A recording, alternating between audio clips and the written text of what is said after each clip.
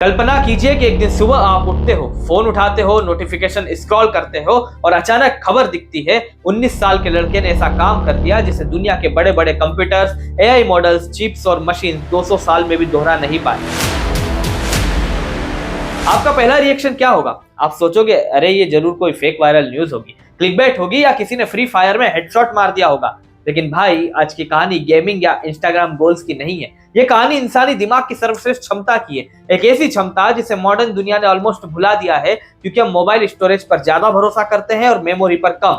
आज की दुनिया में हम अपने एटीएम पिन, वाईफाई पासवर्ड, आधार नंबर सब फोन में लिख लेते हैं। अगर अचानक कोई पूछ ले बेटा पापा का मोबाइल नंबर क्या है, तो हम बोल देते हैं अरे वेट मैं व्हाट्सएप में चेक कर लूं। यानी हम जिंदगी भर पेरेंट्स के साथ रहे लेकिन उनका नंबर याद नहीं। दूसरी तरफ एक 19 साल का लड़का ऐसा काम कर रहा है कि दुनिया के साइंटिस्ट भी सोच रहे हैं क्या ये ब्रेन नॉर्मल ह्यूमन कैटेगरी में आता है या ये किसी दूसरी फ्रीक्वेंसी पर ऑपरेट कर रहा है। ये लड़का न फिल्म का स्टार, न क्रिकेट का सेंसेशन, न रियलिटी शो का फाइनलिस्ट, न इन्फ्लुएंसर, न मोटिवेशनल स्पीकर, न आईआईटी टॉपर, न यूपीएससी रैंक होल्डर, न कोई मार्केटिंग सेलिब्रिटी। उसके पास न 10 मिलियन फॉलोवर्स है, ना वेरिफिकेशन टिक, ना पीआर एजेंसी, ना एडवर्टीजमेंट, ना स्पॉन्सरशिप, ना फैंसी रील्स।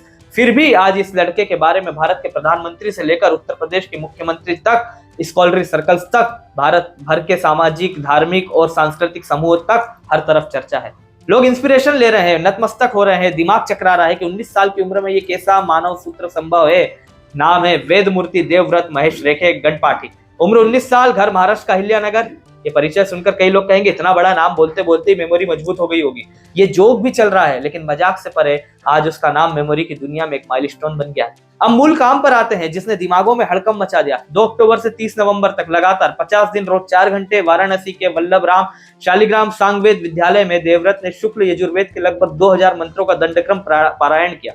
अब बहुत से लोग इसे पढ़कर अंडर एस्टिमेट कर सकते हैं, अरे 2000 लाइंस याद कर ली क्या बड़ी बात, और फिर अपने फोन में जाते ही फोन अनलॉक पैटर्न भूल जाते हैं। लोग शॉपिंग मॉल में पार्किंग याद नहीं रख पाते कि कार किस कॉलम में खड़ी थी। मेमोरी का लेवल इतना बेसिक हो चुका है कि कोई ग्रोसरी लिस्ट लिखना भूल जाए तो घर से रात 8 बजे फोन आता है कि चीज और ब्रेड क्यों नहीं लाए। लेकिन दंडक्रम वो नहीं है जो आप अभी तक सोच रहे हैं। दंडक्रम सिर्फ याद करने का काम नहीं, ये सिर्फ सीधे बोलने का काम नहीं, ये सिर्फ उल्टा बोलने का काम नहीं, ये वर्ड रट्टा मेमोरी से कहीं ऊपर की चीज है। आधुनिक मेमोरी साइंस इसे pattern manipulation, rhythmic sequencing, auditory permutation training जैसा कुछ कह सकती है, लेकिन एंशिएंट इंडियन ट्रेडिशन इसे सिंपली साधना कहती है। अब दंडक्रम को समझना बहुत कठिन है और हम उसे एकदम सरल, देसी, रिलेटेबल तरीके से समझेंगे। लेकिन एक बात पहले याद रखिए, इसमें अगर एक भी गलती हो जाए पूरी साधना रिसेट हो जाती है। कोई एडिट नहीं, कोई रिटेक नहीं, कोई ड्राफ्ट सेव नहीं, कोई चलो एक बार और बोल देते हैं वाला एक्सक्यूज नहीं।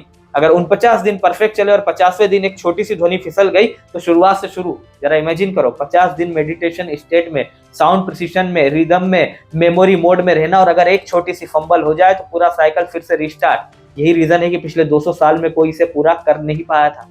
अब समझते हैं असल चैलेंज क्या है। अगर आपको 4 शब्द मिले, आकाश, जल, वायु, अग्नि, तो एक नॉर्मल व्यक्ति बोलेगा आकाश, जल, वायु, अग्नि, खत्म। लेकिन दंडक्रम में ऐसा नहीं होता।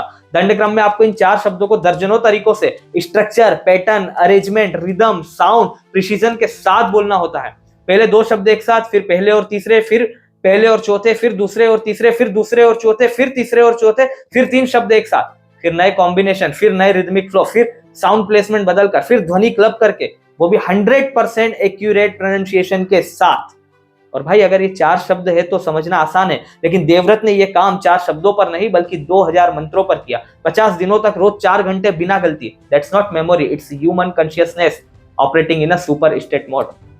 अब मॉडर्न दुनिया में मशीन ट्रिलियन कैलकुलेशंस पर कर सकती है, एआई पूरी किताब सेकंड्स में पढ़ सकती है, सुपर कंप्यूटर डेटा एनालिसिस कर सकता है, लेकिन अभी तक कोई मशीन साउंड को दंडक्रम स्टाइल में इतने डीप परम्यूटेशन और रिदमिक प्रिसिशन के साथ लाइव प्रोड्यूस नहीं कर सकती। क्यों? क्योंकि साउंड में सिर्फ मेमोरी नहीं चाहिए, साउंड में ब्रीथ चाहिए, वोकल अवेयरनेस चाहिए, रिदमिक टाइमिंग चाहिए, इनर कॉन्शियसनेस चाहिए। मशीन से अगर गलती करे तो रिबूट कर लेती है। मानव चैंटिंग में रिबूट नहीं, रिसेट होता है। और ये सब परफॉर्मेंस हुआ काशी में, दुनिया के सबसे पुराने जीवित शहरों में से एक। वही काशी जहां हजारों साल पहले वेदों की ध्वनि पहली बार गूंजी थी। वही काशी जिसने स्मरण शक्ति को शिक्षा का आधार बनाया। वही काशी जहां गुरु नॉलेज बोलते थे, शिष्य सुनते थे, याद करते थे और आगे पास करते थे। कोई पेन नहीं, कोई बुक नहीं, प्योर ब्रेन, प्योर अवेयरनेस। उस समय नॉलेज एक लिविंग ऑर्गेनिज्म था, किसी किताब में बंद नहीं, मेमोरी में सांस ले रहा था।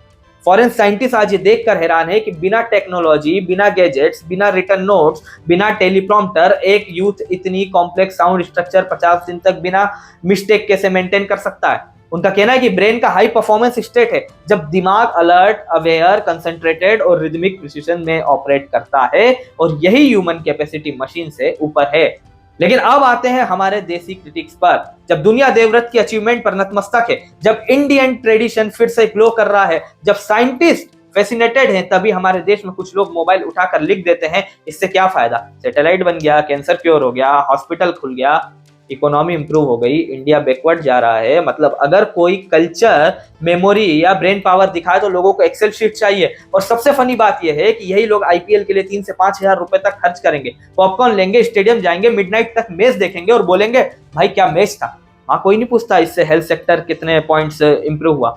फॉरेन यूट्यूबर अगर इंडिया आएगा, लोग उसके साथ फोटो खिंचवाएंगे, उसको वर्ल्ड क्लास बोलेंगे और उसकी इंस्टाग्राम पर हार्ट फेंकेंगे, लेकिन कोई नहीं पूछेगा कि उसकी वीडियो से किसान की इनकम कितनी बड़ी। कॉन्सर्ट होगा, लोग रात भर नाचेंगे, गाना गाएंगे, वाइब बोले जाएंगे, लेकिन कोई लॉजिक नहीं पूछेगा। पर जैसे ही कल्चर, वेद, स्मरण शक्ति या दंडक्रम की बात आती है, लॉजिक ऑन हो जाता है, क्योंकि एंटरटेनमेंट में इन्हें फन चाहिए, नॉलेज में आर्ग्यूमेंट चाहिए। और ये माइंडसेट केवल इंडिविजुअल की गलती नहीं है, यह अपब्रिंगिंग और कॉलोनियल मेंटल कंडीशनिंग का रिजल्ट है।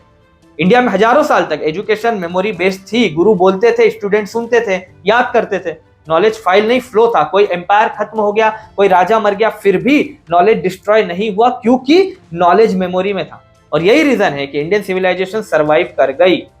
लेकिन आज मॉडर्न दुनिया में हम मेमोरी को अंडर एस्टिमेट कर रहे हैं। अगर किसी को टेबल ऑफ 12 आते हैं, हम थपकी देते हैं। एंशिएंट इंडिया में बच्चे इंटायर टेक्स्ट मेमोरी में रखते थे।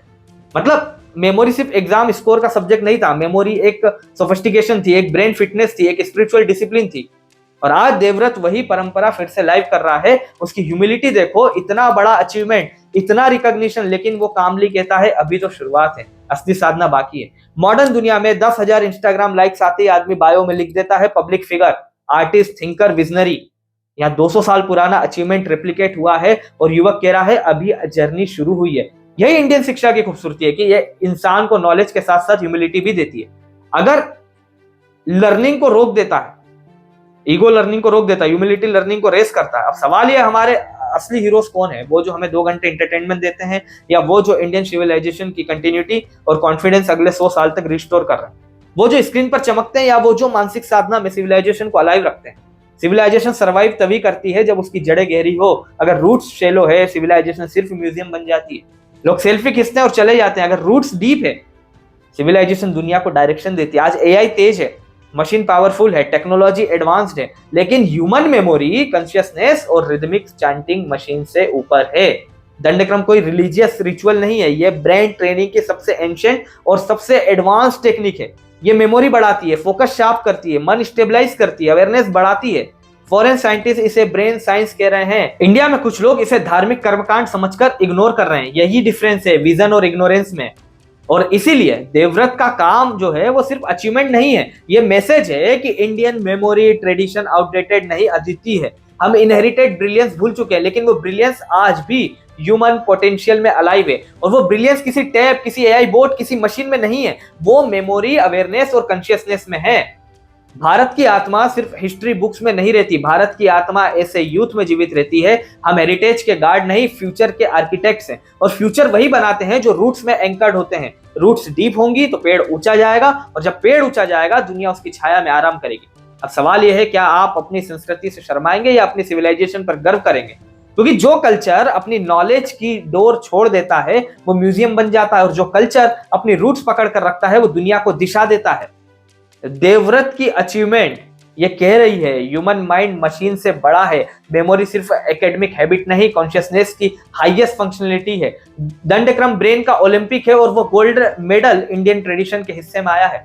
इससे अगर आपको ये कहानी सुनकर प्राउड फील हुआ, दिमाग ओपन हुआ, या सिविलाइजेशन वाइब महसूस हुई, तो वीडियो को लाइक करिए, शेयर कीजिए और कमेंट में बताइए, क्या आपको लगता है कि स्मरण आधारित टेक्निक्स और दंडक्रम जैसी विधियां एजुकेशन में वापस आनी चाहिए? और अगर आप ऐसी ही वीडियोस देखना चाहते हैं तो चैनल सब्सक्राइब कर लीजिए, बेल आइकन प्रेस कर लीजिए। एक नए वीडियो के साथ आप सभी से जल्द मुलाकात होगी। धन्यवाद। जय हिंद।